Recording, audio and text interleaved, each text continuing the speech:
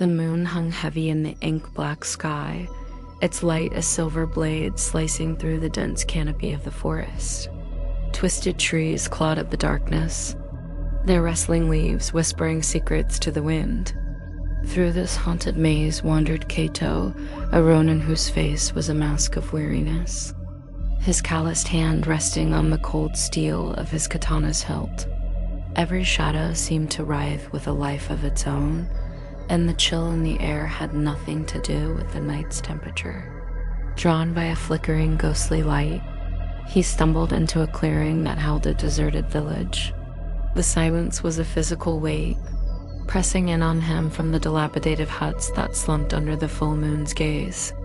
As he hesitated, a figure emerged from the deepest shadow. It was an old woman, her movements unnervingly fluid like smoke drifting on a breeze. She offered him shelter with a voice like dry leaves skittering across stone. Though every instinct screamed at him to flee, exhaustion was a heavier master. Kato nodded and followed her into a crumbling hut.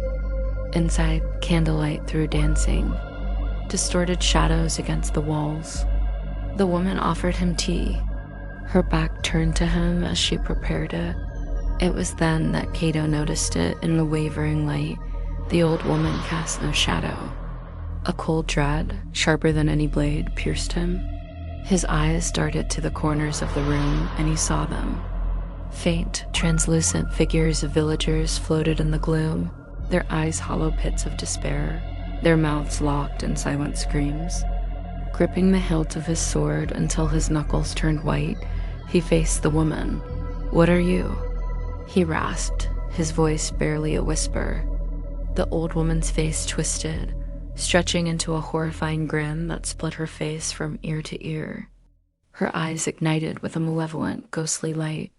The silent screams of the trapped spirits suddenly found voice, coalescing into a single agonizing moan that vibrated through Kato's very soul.